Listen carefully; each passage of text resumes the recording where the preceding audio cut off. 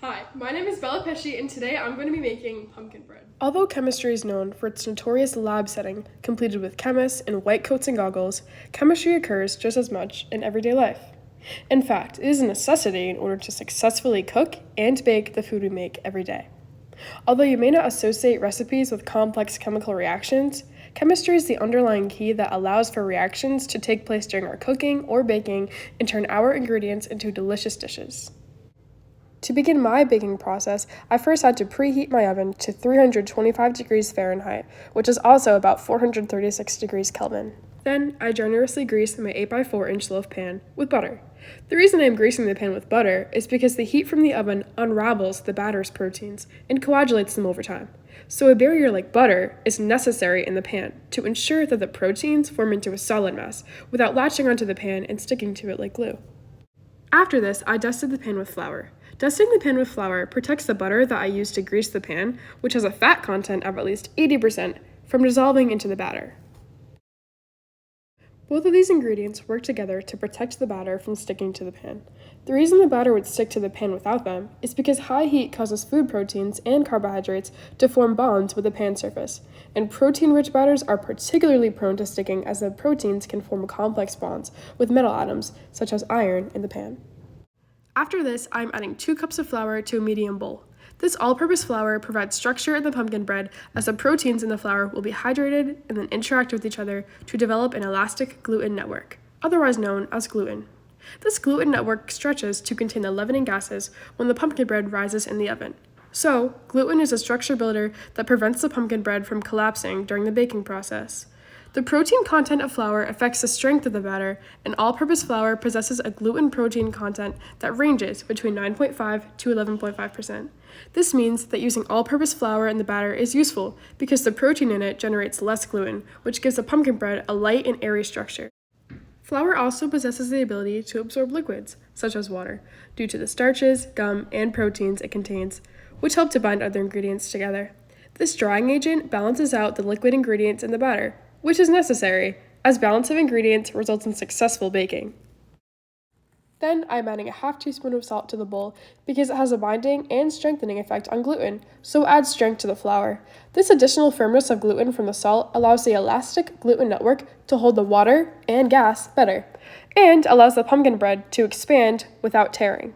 The salt also helps prevent soft and sticky dough.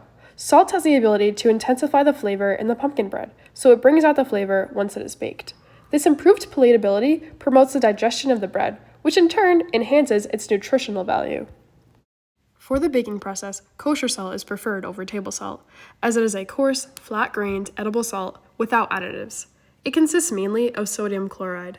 Kosher salt is also wider and coarser than table salt, which means that it gently salts foods and enhances its flavor, rather than making it salty. Table salt is not preferred, as it contains iodine, which creates an off-putting, bitter taste, and makes the baked good taste too salty. Next, I'm adding 1 teaspoon of baking soda to the bowl, as it is a leavening agent to the bread. It is a leavening agent as baking soda is an alkaline compound that, when combined with an acid in the batter, will produce carbon dioxide gas. The small bubbles of carbon dioxide gas become trapped in the batter, causing it to inflate or rise.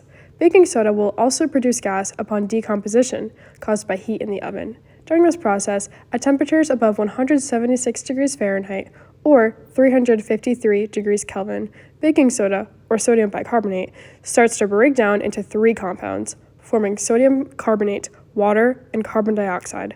This carbon dioxide makes the pumpkin bread rise in the oven. Baking soda works best in conjunction with an acidic ingredient. This, however, may not be sufficient to leaven the entire bread, so baking powder is necessary. Baking powder contains both baking soda and a dry, acidic ingredient, so it is not dependent on acidic ingredients in the batter, which means it adds extra leaven to raise the rest of the batter. So I added half a teaspoon of baking powder. After this, I add 1 teaspoon of ground cloves into my mixture.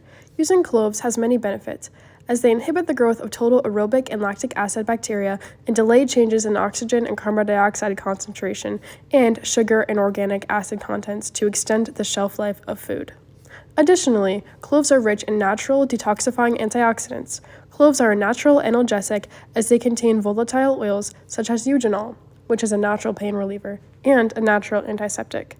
Cloves also promote serotonin in the body and are very powerful in helping lower inflammation in the gastrointestinal tract.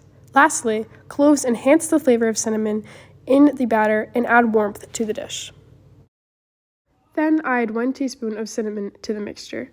Cinnamon is a beneficial ingredient as it consists of a variety of resinous compounds, including cinnamaldehyde, cinnamate, cinnamic acid, and numerous essential oils. The spicy taste and fragrance in cinnamon occur due to the presence of cinnamaldehyde and the absorption of oxygen. I then add 1 teaspoon of nutmeg into the bowl. Nutmeg contains powerful anti-inflammatory plant compounds that act as antioxidants. Some of its health benefits include the ability to relieve pain, detoxify the body, and boost skin health. I then mix my dry ingredients together, and in doing this, I'm creating a physical change as I have mixed the ingredients together into one powder without changing their chemical composition. Once I am done mixing, I have created a homogeneous mixture that has a uniform look. After mixing my dry ingredients, I add 3/4 of a cup of unsalted butter into the mixing bowl. I previously softened this butter, and during that process, the butter underwent a physical change as it melted into a more liquid substance, but its chemical composition did not change. Butter is an emulsion of water and fat. This means that there are tiny droplets of water inside the fat. More importantly, butter plays a role as a fat in controlling the chemical environment of the bake. Fat molecules consist of long chains of hydrocarbons linked by glycerol and acid. Butter prevents too much water from being absorbed by the flour because butter is hydrophobic and repels water molecules. This is called shortening, or keeping the pastry crumbly. This is because butter is a hydrophobic hydrocarbon, so when it coats flour, it repels water that would otherwise activate glutenin and gliadin to form gluten, which slows or shortens gluten formation. Less gluten means softer and more tender, crumbly products. This is why cakes tend to contain more butter than breads, as they are softer and more tender than bread. Butter also serves to aerate the cake batter, as the fat in the butter helps retain the gases released, such as carbon dioxide, during baking. After the addition of butter, I add 2 cups of sugar or sucrose into my mixing bowl. Sucrose is a disaccharide.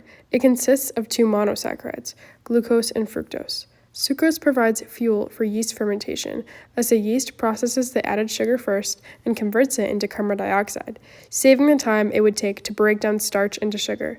This carbon dioxide helps the pumpkin bread rise. Sugar also locks in moisture in the finished product, which increases the shelf life. This is because sugar is hygroscopic and attracts water from the air and holds on to the liquid in the batter, so it does not evaporate. More sugar means more moisture in the pumpkin bread. Sugar also tenderizes and inhibits gluten development in flour. Later, sugar will undergo the Maillard reaction in the oven. Mixing the sugar and butter together causes a slight color change and a homogeneous uniform look. During this mixing process, the jagged sugar crystals act as tiny shovels that dig into the butter and help create air pockets. With the sugar crystals acting like tiny blades aerating the mixture, mixing becomes much easier. Butter contains tiny fat crystals that are needle-like in shape. These fat crystals form a protective shield around the air bubbles and prevent them from caving in. Forming these initial air pockets by creaming or mechanically leavening is key to having a big rise in the oven. This is because chemical leaveners like baking soda or baking powder will only expand existing air bubbles, not create new ones. So, creaming adds air for the baking soda or powder to perform successfully. The heat during baking can also enlarge these air pockets. Together, this leads to a successful rise in the pumpkin bread. I then added 2 eggs into the mixture.